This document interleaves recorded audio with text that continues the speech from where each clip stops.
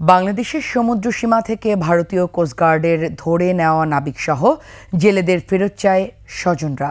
Boat মালিকরা জানিয়েছেন আটক জেলেরা নিরাপদে আছেন। আর সামুদ্রিক মৎস্য অধিদপ্তর বলছে ভারতীয়দের হাতে আটক জেলেদের ছাড়িয়ে আনতেই কাজ করছে নৌবাহিনী, কোস্টগার্ড।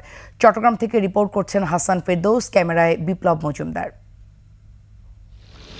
বাংলাদেশের জলসীমা থেকে ফিশিং ভেসেল মেঘনা ৫ ও লায়লা ২ নামের দুটি জাহাজকে ৭৯ জন ক্রুসহ ধরে নিয়ে যাওয়ার পর তাদের ছাড়িয়ে নিতে উড়িষ্যার কাছাকাছি প্যারাদ্বীপ উপকূলীয় ক্যাম্পে রেখেছে বলে জানিয়েছে বোট মালিকরা। রোববার মধ্যরাতে ভারতীয় কোস্টগার্ড বাংলাদেশের জলসীমানায় হানা দিয়ে দুটি বোট সহ ক্রুদের ধরিয়ে নিয়ে যায়। লাস্ট ইনফরমেশন হচ্ছে ওরা ৯-১০ নটিক্যাল মাইল দূরে এই মুহূর্তে ড্রিফটিং করতেছে। ওইটা হচ্ছে ইন্ডিয়ান প্যারাদ্বীপ নামে একটা জায়গা আছে, ওইখান থেকে।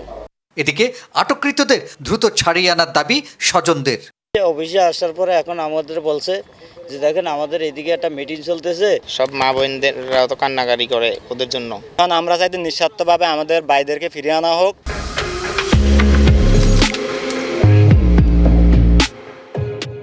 বোট মালিকরা জানিয়েছেন বাংলাদেশের জলসীমানা থেকে জেলেদের ধরে নিয়ে যাওয়ার বিষয়ে তারা পররাষ্ট্র মন্ত্রণালয় সহ সংশ্লিষ্ট কর্তৃপক্ষকে জানিয়েছেন।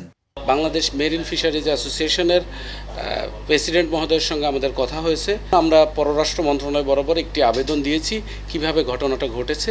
সামুদ্রিক মৎস্য অধিদপ্তর বলছে আটক জেলেদের ছাড়িয়ে নিতে নৌবাহিনী ও কোস্টগার্ড তৎপরতা শুরু করেছে।